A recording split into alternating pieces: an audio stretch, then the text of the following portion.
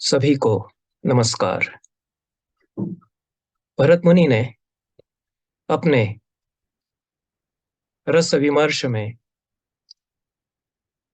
चार मूल रस माने: श्रृंगार, वीर, रौद्र और बीभत्स। ये चार उन्होंने मूल रस माने। ये आधारभूत रस हैं भरत मुनि के रस शास्त्र में। इन चार मूल रसों से चार अवान्तर रस बनते हैं। तो फंडामेंटल रस और सब्सिडियरी रस, इसकी परिकल्पना भरत मुनि ने नाट्यशास्त्र में प्रस्तुत की है। तो श्रृंगार, वीर, रौद्र और बीभत्स से चार मूल रस हैं।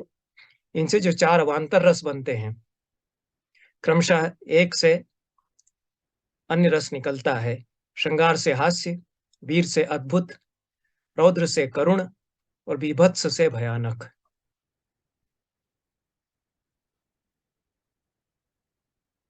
अब बीभत्स रस को मूल रस कहा है, और बीभत्स रस हमें क्षुब्ध करता है, उद्विग्न करता है, और भयानक रस डर उत्पन्न करता है। इसलिए बीभत्स भयानक को उत्पन्न करता है। जो चीज, जो वस्तु हमें क्षुब्ध करती है, उद्विग्न करती है, उससे हम दूर रहना चाहते हैं। बीभत्स और भयानक का जन्य जनक भाव संबंध इस दृष्टि से माना गया। जिस तरह से श्रृंगार के साथ हास्य चलता है, वीर के साथ अद्भुत रस स्वभावतः आता ही है, उससे उत्पन्न हो सकता है। वीर अद्भुत कार्य करता है, जैसे दानवीर शिवी, उन्होंने अपना सारा शरीर काट करके तराजू पर चढ़ा दिया, तो विस्मित हो गए देखने वाले। रौद्र रस में हत्या, वध होता है, उससे करुण रस जन्म लेगा ही। और वीर बीभत्स रस से भयानक रस जन्म लेता है। ये दो प्रकार का बीभत्स रस बताया भरत मुनि ने और उनके व्याख्याकार अभिनव गुप्त ने: क्षोभज और उद्वेगी। क्षोभज को शुद्ध वीर रस भी उन्होंने कहा है। और भरत मुनि ने यह कहा कि यह जो क्षोभज बीभत्स है, शुद्ध बीभत्स रस जो है, वह संसार की विकृतियों पर पहले क्षोभ चित्त में उत्पन्न करता है, डिस्टरबेंस चित्त में उत्पन्न करता है, और फिर उनसे वितृष्णा या वैराग्य उत्पन्न करता है। क्षुब्ध चित्त फिर शमन के लिए आकुल होता है, विषयों से परांगमुख होता है, विषय वैराग्य उत्पन्न होता है। इसलिए वीर रस की, बीभत्स रस की स्वाभाविक परिणति क्षोभ के द्वारा विषयों से वितृष्णा या वैराग्य को उत्पन्न करने में है। इसलिए अभिनव गुप्त अपने शांत रस के दर्शन में यह तत्व प्रतिष्ठित करते हैं, यह विचार सिद्धांत प्रतिष्ठित करते हैं कि वीर रस अंततः मोक्ष का पथ प्रशस्त करता है, मुक्ति की ओर ले जाता है, मुक्ति की साधना का उपाय बनता है। यह अभिनव गुप्त का रस दर्शन है। और अन्य आचार्यों में जो चित्त वृत्तियां बताई गई, धनंजय ने रस बोध में, काव्य बोध में चार दशाएं चित्त की मानी: विकास, विस्तर, क्षोभ और विक्षेप। इन चित्त की दशाओं को, चित्त वृत्तियों को उन्होंने रसों से संबंधित किया। श्रृंगार, वीर, बीभत्स और रौद्र, इन चार रसों से उन्होंने संबंधित किया इनको, चारों चित्त वृत्तियों को। यहाँ भी भरत की जो मूल रस की अवधारणा है, उसके अनुसार वो चित्त वृत्तियों की कल्पना करते हैं कि श्रृंगार, वीर, बीभत्स और रौद्र ये चार मूल रस हैं। चार ही प्रकार की चित्त वृत्तियां, चित्त की दशाएं, मनोदशाएं इनसे उत्पन्न होंगी। और श्रृंगार से विकास होगा, वीर से विस्तार होगा, बीभत्स से क्षोभ होगा, रौद्र से विक्षेप होगा चित्त में। ये चार तरह की चित्त दशाएं, चित्त वृत्तियां इनसे होंगी। शेष जो अवान्तर रस हैं, हास्य, अद्भुत, भयानक और करुण, ये भी इन्हीं चार मनोवृत्तियों से, चार मनस्थितियों से जुड़ेंगे। ये जो पूरा मनोविज्ञान है रसशास्त्र का, और इसमें विभत्स रस का जो विवेचन है, वह बहुत ही महत्वपूर्ण इस दृष्टि से है कि जब हम महाभारत पर विचार करते हैं,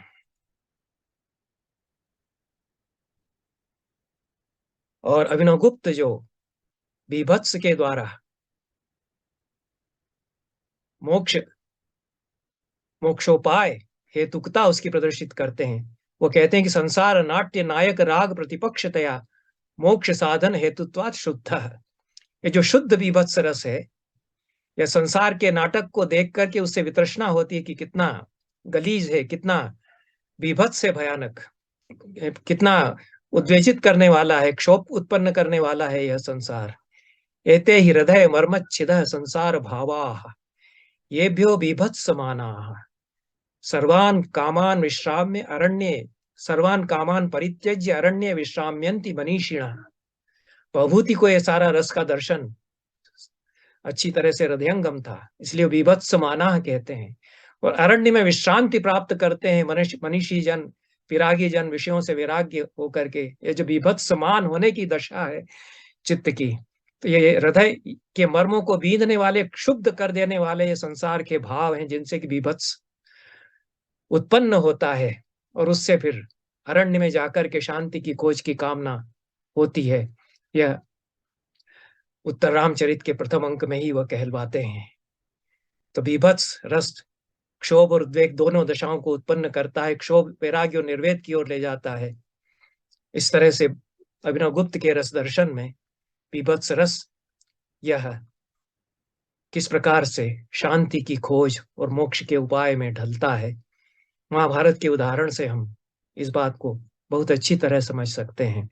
पूरे महाभारत का मर्म भी मुझे यही लगता है कि संसार के सारे बीभत्स को प्रदर्शित करते हुए शांति के लिए आकुलता जगाते हैं व्यास, उसमें क्षुब्ध करते हैं सारे मन को मत देते हैं, चित्त को क्षुब्ध कर देते हैं। पूरी जो भयावहता है, विभीषिका है युद्ध की, उसको बताते हुए, और उसमें बीभत्स, फिर युद्ध के अवसान में तो बीभत्स ही रस वहां है। महाभारत में सारे ही रस हैं। श्रृंगार बहुत सुंदर मार्मिक रूप में मधुर श्रृंगार आया है। दमयंती के सौंदर्य का वर्णन, द्रौपदी के रूप का वर्णन, प्रेम के अत्यंत ही मधुर प्रसंग है। हास्य रस भी आता है उसके साथ, मनोविनोद भी होता है। करुण रस तो बहुत अधिक आता ही है। मृत्यु के अनेक दृश्यों में विकलता, जीवन की सारी करुणा, दारुणता बोध के साथ वहां हम अनुभव करते हैं। और रौद्र रस तो युद्ध का जितना प्रसंग है, उद्योग पर्व के बाद उसमें रौद्र रस बहुत अधिक परिपाक उसका होता है। बीच बीच में भी आदि पर्व, सभा पर्व, उद्योग पर्व, इनमें भी रौद्र रस है मध्य मध्य में। लेकिन युद्ध के वर्णनों में तो फड़कती हुई भुजाएं, क्रोध का परम आवेग, यह बहुत अधिक हम देखते ही हैं। वीर रस तो है ही, उसके साथ सारे ही रस आते हैं। लेकिन पर्यंत में व्यास बीभत्स बताते हैं जीवन का, और आरंभ में भी बीभत्स ही बताते हैं। आदि पर्व में ही व्यास अपनी माता सत्यवती के पास जाते हैं और वह कहते हैं कि दारुण समय उपस्थित हुआ, पाप ही पाप फैल रहा है धरती पर, धरती का यौवन छीज रहा है, अतिक्रांत सुखाह कालाह प्रत्युपस्थित दारुणाह श्वः श्वः पापीय दिवसा पृथ्वी गत यौवना। बीत गए सुख के दिन। बाकी सारे पात्र महाभारत के समझ रहे हैं कि सुख के दिन तो अब आरंभ हुए। पांडु का निधन हो गया, विचित्रवीर्य चले गए, दोनों भाई नहीं रहे, शांतनु के दोनों पुत्र, सत्यवती के दोनों पुत्र, और कौरव पांडव राजकुमार, उनका जन्म हुआ। अब वो धीरे धीरे बड़े हो रहे हैं, कुमार हैं अभी। इसी समय व्यास आते हैं।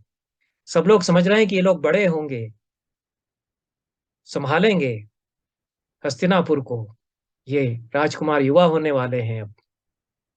और व्यास चेतावनी देते हैं कि सुख के दिन तो बीत गए, दारुण समय उपस्थित हुआ, प्रत्युपस्थित दारुणा, और पाप ही पाप फैलने वाला है। हर आने वाला दिन और अधिक पाप लेकर आएगा। धरती का यौवन छीज रहा है। यह जो जीवन की बीभत्सता है, उसका एक उपोद्घात आदि पर्व में ही, आरंभ में ही व्यास ने कर दिया। इसलिए बीभत्स रस का बीज वपन भी उन्होंने उसके साथ कर दिया। महाभारत का युद्ध समाप्त हो जाता है। युधिष्ठिर के मन में वैराग्य ही वैराग्य है। वो कहते हैं कि क्या रहा, क्या शेष रहा, अभिमन्यु नहीं रहा, छोटे छोटे राजकुमार हमारे मारे गए, हम पांचों पांडवों के बेटे पांच मारे गए, सब कुछ निश्शेष हो गया, सन्नाटा है भयावह मेरे जीवन में, मेरे मित्र सगे संबंधी सब चले गए। कौरवों के निधन पर भी रोते हैं, भीष्म के निधन पर, द्रोण के निधन पर, और कहते हैं कि अब तो अरण्य में चला जाऊंगा, छोड़ने की कामना करते हैं। राज्य में क्या रहा, किसके लिए राज्य करूं। यह जो एक अंधा युग आया महाभारत के बाद, और जिनको वैराग्य नहीं हुआ उन्होंने भी फिर अनुभव किया कि बीभत्स जीवन का। अर्जुन बड़े पराक्रमी, उनको बड़ा गर्व अपने भुजाओं पर है। उनसे कहा गया कि कृष्ण चले गए, द्वारका अनाथ हो गई, वहां जाकर के वहां जो बचे हैं कृष्ण के परिजन उनको लेकर के आओ। वो कृष्ण की रानियों को ला रहे हैं, वो दस्यु हमला कर देते हैं। वे ही बाण अर्जुन के जिन्होंने कि महाभारत में तबाही मचा दी थी, शरवर्षा के द्वारा काट काट करके बिछा दिए थे नरमुंड, वे विफल हो जाते हैं। बहुत डिजेक्शन के साथ वापस लौटते हैं, किसी तरह भाग जाती हैं स्त्रियां खुद दस्युओं के साथ, कुछ को खींच करके ले जाते हैं दस्यु। अर्जुन अवश होकर के लौटते हैं, बची कुची जो स्त्रियां थोड़ी बहुत रह गई उनको लेकर के बिलख उठते हैं। यह जीवन का बीभत्स और उससे जनित होने वाला क्षोभ, ये तो महाभारत के अंत में आता है। पर्यवसान में जो भाव आते हैं उनसे पहचानी जाती है किसी कृति में क्या प्रोजेक्ट कर रहा है रचनाकार, है किस तरफ हमको ले जा रहा है। तो व्यास किधर हमको ले जा रहे हैं, किधर वो इंगित कर रहे हैं। इसलिए महान आचार्य आनंदवर्धन ने कहा कि महाभारत जितना बड़ा शास्त्र है उतना ही बड़ा काव्य भी है, और इसका अवसान विरसावसान है। सारे रस इसमें चुक जाते हैं, जीवन के सारे रस चुक गए। उसको उन्होंने कहा कि ये विरसावसान है, और जीवन के सारे रसों के चुक जाने पर फिर एक नए रस की खोज महाभारत करता है। महाभारते पि शास्त्र रूपे काव्य छायान्वयिनी प्रश्न पांडव विरसावसान वै मनस्य दायिनीं समाप्तिम उपनिबद्धता महामुनिना वैराग्य जनन तात्पर्यम प्राधान्यन स्वप्रबंधस्य दर्शयता मोक्ष लक्षण पुरुषार्थः शांतो रसश्च मुख्यतया विवक्षा विषयत्वेन सूचितः। यह कहते हैं ध्वन्यालोक के चतुर्थ उद्योत में, अभिनव गुप्त भी लोचन में, और आनंदवर्धन कहते हैं कि यह प्रश्न पांडवों का जो जीवन का विरसावसान हुआ उसमें महामुनि व्यास वैराग्य जनन तात्पर्य पूरी कृति का बताते हैं, और अपने प्रबंध में मोक्ष लक्षण पुरुषार्थ और शांत रस को ही मुख्य रूप से विवक्षा का विषय वो सूचित करते हैं। किस प्रकार से सारी महाभारत की संरचना इस विरसावसान और मोक्ष लक्षण पुरुषार्थ और शांत रस में परिणति के लिए संरचित है, इसकी मीमांसा बहुत विस्तार से आनंदवर्धन करते हैं अपने प्रबंध के अंत में। पूरा निबंध ही उन्होंने महाभारत पर लिख दिया है। प्रश्नी नाम परस्पर क्षय पांडवानाम अपि महापथक क्लेशानुचिता विपत्ति कृष्णस्यापि व्याधाद विध्वंसः इति सर्वस्यापि विरसमेव अवसानम् तथापि पर्यंत विरसत्व मत्रैव अवलोक्यताम मोक्षे तु यत् रूपम तस्य सारता अत्रैव विचार्यताम। ये जो पर्यंत में विरसता है यह महारस शांत रस में प्रवृत्त कराती है, उस वही महाभारत का सार है, उस पर विचार किया जाए, ऐसा आनंद वर्धन कहते हैं। और व्यास मुनि के तात्पर्य को खोलते हुए कहते हैं कि व्यास मुनि ने तो स्वयं महाभारत में बीच बीच में कह दिया है कि इस रचना का तात्पर्य किसमें है। स्वयमेव चैतदुदीर्णम तेन उदीर्ण महामोह मग्न मुज्जिहीर्षता लोकम अति विमल ज्ञानावलोकदायिना लोकनाथेन। लोकनाथ लोकनायक महामति व्यास ने स्वयं महामोह में मग्न लोक को उससे उबारने के लिए विमल ज्ञान अवलोक प्रदान करते हुए कहा कि कैसे इस लोक की बीभत्सता से वैराग्य होकर के शांति की खोज संसार करे। यथा यथा विपर्येत लोके तंत्रमसारवत् तथा तथा विरागोत्र जायते नात्र संशय है। जितने जितने विपर्यास होंगे, जितनी जितनी विभीषिकाएं जन्म लेंगी, उनसे क्षुब्ध होकर के मनुष्य वैराग्य की खोज और शांति की खोज करेगा। इसलिए पूरे महाभारत का अंतस्वर मोक्ष लक्षण पुरुषार्थ के लिए है, ऐसा आनंदवर्धन कहते हैं। ततश्च शांतो रसो रसांतरैर मोक्ष लक्षणा पुरुषार्थ। अन्य सभी रस आते हैं और फिर परिणति में निवृत्त हो जाते हैं, इसलिए विरसावसान फिर शांत रस और मोक्ष लक्षण पुरुषार्थ में ढल जाता है। तो इसलिए रसांतरैर मोक्ष लक्षण पुरुषार्थ पुरुषार्थांतरैर तद उपसर्जनत्वेन अनुगम्य मान, वो उपसर्जनीभूत हो जाते हैं और अनुगामी बन जाते हैं। अंगित्वेन विवक्षा विषय, अंगी रूप में विवक्षा का विषय शांत रस और मोक्ष लक्षण पुरुषार्थ फिर रह जाता है। इति महाभारत तात्पर्यम सुव्यक्तमेव अवभासते। महाभारत का यही तात्पर्य सुस्पष्ट रूप से अवभासित होता है। विस्तार से प्रतिपादन यह किया है और अन्य उदाहरण अन्य भी दिए हैं। मोक्षस्य सर्व पुरुषार्थेभ्यः प्राधान्यम इत्येतन् न स्वशब्दाविधेयत्वेन अनुक्रमण्याम दर्शितम तो व्यंग्यत्वेन। उन्होंने अभिधा में नहीं कहा कि मेरी इस रचना में शांत रस अंगी होगा और मोक्ष लक्षण पुरुषार्थ का मैं वर्णन करूंगा, लेकिन कृष्ण की सनातन तत्व के रूप में उपस्थिति आद्यंत चित्रित करते हुए व्यास ने मोक्ष लक्षण पुरुषार्थ और शांत रस की ही प्रतिष्ठा पर्यंत में की है, ऐसा आनंदवर्धन कहते हैं।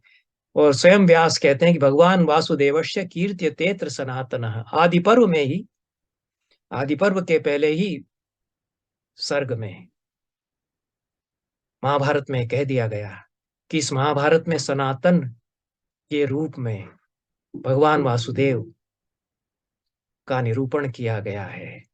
इसलिए आनंदवर्धन विस्तार से बताते हैं कि यह सारा लड़ाई झगड़ा, पांडवों का चरित्र, सारे षड्यंत्र, लाक्षागृह दाह, यह सब जो है ये विरसावसान के लिए, अविद्या प्रपंच के निरूपण के लिए है। परमार्थ सत्य स्वरूप जो भगवान वासुदेव इसमें है,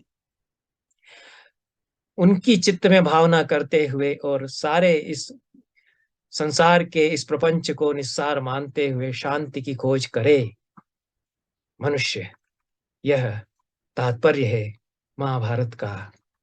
अन्य भी उदाहरण उन्होंने इसके साथ में दिए हैं। तो यह तात्पर्य महाभारत का बताते हैं। भवभूति का नाम मैंने लिया। यह जो बीभत्स रस का पूरा सौंदर्य शास्त्र है, इसको कालिदास ने भी लिया है। उनमें भी जो शूर्पणखा का वर्णन है, बीभत्स रस उसमें आता है। मध्य मध्य में कहीं दृश्य इस तरह के आते हैं, लेकिन भवभूति चूंकि परम दार्शनिक है, महान दार्शनिक भी है, इसलिए वो बीभत्स रस का प्रयोग इसी पर्यंत विश्रांति शांति की दृष्टि से भी करते हैं।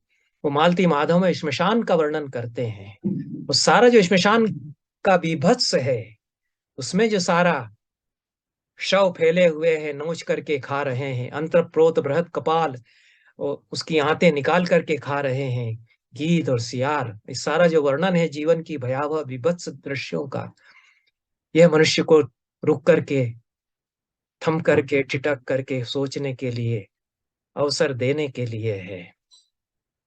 एक बात भरत मुनि ने और अभिनव गुप्त ने, उनके महान दार्शनिक व्याख्याकार ने जो कही है बीभत्स रस के बारे में, कि वह क्षोभज और उद्वेगी दो प्रकार का वीर रस होता है। क्षोभज की परिणतियां उन्होंने बताई कि शांत में परिणत होता है। उद्वेगी की परिणति को उन्होंने छोड़ दिया। न तो भरत ने कहा, न अभिनव गुप्त ने कहा। हमें लगता है कि बीभत्स रस के सौंदर्य शास्त्र को विस्तार देने की आवश्यकता है। जो क्षोभज बीभत्स रस है, यह तो विरसावसान और मुक्ति की कामना और मोक्षोपाय में परिणत हो जाए भरत के अनुसार, अभिनव गुप्त के अनुसार, लेकिन उद्वेगी जो बीभत्स है, उसकी परिणति किसमें होगी? क्योंकि विभत्स रस की जो परिकल्पना है भरत मुनि की, अभिनव गुप्त की, वो केवल मलमूत्र के वर्णन में ही विभत्स नहीं होता है। जो संसार के जितने भी उद्वेजित करने वाले दृश्य हैं, जिनसे हम शडर करते हैं, मुंह फिरा लेते हैं कि यह कैसा दारुण है, हत्या, बलात्कार, यह जो स्त्रियों को जिंदा जिंदा जलाना, कई कई मॉब लिंचिंग का होना है, ये जो सारी जो दारुण विभीषिकाएं हैं, तो ये सब तो क्षोभ उत्पन्न नहीं करेंगी। ये सब तो शुद्ध विभत्स में परिणत होकर के मोक्षोपाय नहीं बनेगी। उद्वेग होगा, उद्विग्न हम होंगे, विकलता अनुभव होगी कि क्या हम देख रहे हैं, और ये जो विकलता है, ये कहाँ ले जाएगी? ये तो कहीं विरोध और असहमति में ले जाएगी। यह बाहें ऊंची करके और जूझने के लिए कहीं हमें संकल्पित करेगी। आधुनिक साहित्य में बीभत्स रस आता है। रस कहने से यह नहीं समझना चाहिए कि रिझव्वल मनव्वल में रस होता है, ये तो मूर्खता की बात है। और जो रस का खंडन करते हैं, उन्होंने रस को समझा ही नहीं है। भरत मुनि तो कहते हैं कि चित्त रंजन में रस नहीं होता, पुरुषार्थ बोध जब तक नहीं होगा तब तक रस नहीं होगा। रस की जो बेसिक कंडीशन है पुरुषार्थ बोध है। तो धर्म, अर्थ, काम और मोक्ष चार पुरुषार्थ हैं। जीवन में प्रवृत्त जब तक नहीं करेगा, मोटिवेट नहीं करेगा संकल्पों के साथ में, तो रस नहीं होगा। मनोरंजन में केवल रस नहीं होता। सिनेमा देखने में मन बहल जाए, उसमें रस नहीं होता। भरत मुनि का वो रस नहीं है। इसलिए बीभत्स रस का एक अचूक वेधक प्रयोग आधुनिक साहित्य में अनेक अच्छे रचनाकार यदि करते हैं, तो क्षोभज बीभत्स रस न होकर के उद्वेगी बीभत्स रस होता है, जो हमें उद्विग्न करता है, बेचैन करता है, और फिर असहमति के लिए, भिड़ जाने के लिए हमको संकल्पित करता है। वह भी एक बीभत्स रस की एक परिणति वह भी होगी। मैंने पिछले किसी व्याख्यान में दो तीन दिन पहले ही जो मैंने एक वीडियो इस YouTube के इस चैनल पर प्रस्तुत किया है, उसमें अष्टभुजा शुक्ल की 3 कविताएं मैंने टिप्पणियों के साथ में प्रस्तुत की हैं। और पीठ हमारी भार तुम्हारे, यह पद अष्टभुजा ने अपना एक प्रस्तुत किया है। उसमें एक पंक्ति आती है, कटी अंगुलियों पर ना मूते, बल्कि नमक छिचकारे। कटी हुई अंगुलियों पर मूत देते तो ज्यादा अच्छा होता, तुमने तो नमक छिड़क दिया, ऐसा कहता है कवि, जो पीठ पर कोड़े सटका रहा है उसको चुनौती देते हुए। पीठ पर कोड़े भी कवि ही झेल रहा है, इसीलिए कह रहा है कि पीठ हमारी भार तुम्हारे, भार भी वही ढो रहा है। उसमें कटी हुई उंगलियों, उसमें खून अंगुलियों से निकलना, उस पर मूथी दे तो बेहतर हो, ऐसी कामना करना, उसमें बीभत्स का आभास कुछ होता है, बीभत्स रस है नहीं। पर अष्टभुजा की एक और कविता है, और अच्छी कविता है। सब लोग पसंद नहीं करेंगे, काहे को करेंगे? जिनको मन बहलाने के लिए कविता चाहिए, ऊपर ऊपर से सुंदर सुंदर चाहिए कविता में, जो झकझोर दे, बेचैन करे, ऐसी कविता से जो बचना चाहते हैं, दुबकते हैं, पलायन करते हैं, वो न सुने। गालियां और थूक शीर्षक से अष्टभुजा शुक्ल की यह कविता है, लेकिन बेहतरीन कविता है। सारा शिल्प जो कविता का है, वो बीभत्स रस का जो रचाव किया है, अद्भुत रचाव किया है उन्होंने इस कविता में।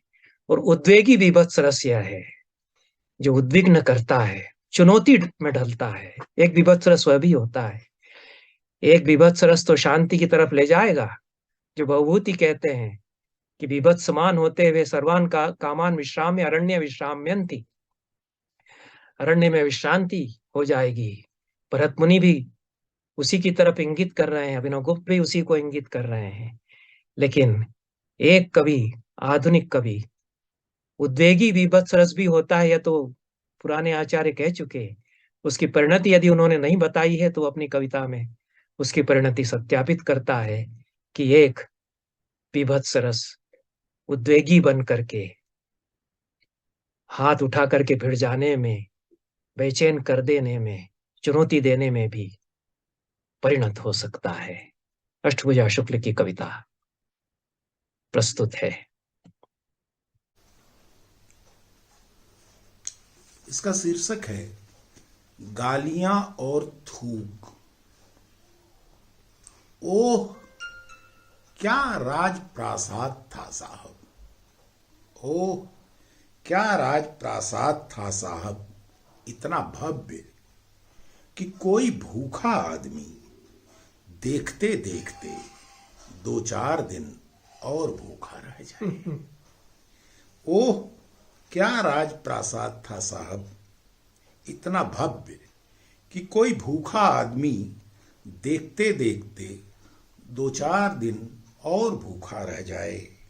उसके चारों ओर झाड़ियों, खाइयों और कुंजों और महकते फूलों की ऐसी मेखला थी साहब कि लाशों की दुर्गंध और नवजातों के कें कें की दूर दूर तक कोई आहट न मिलती। अच्छा, क्या चमत्कार था साहब, क्या चमत्कार था साहब कि अंतःपुर में झरते आंसुओं के झरने चौखट तक आते आते चमकीले संगमरमर में बदल जाते।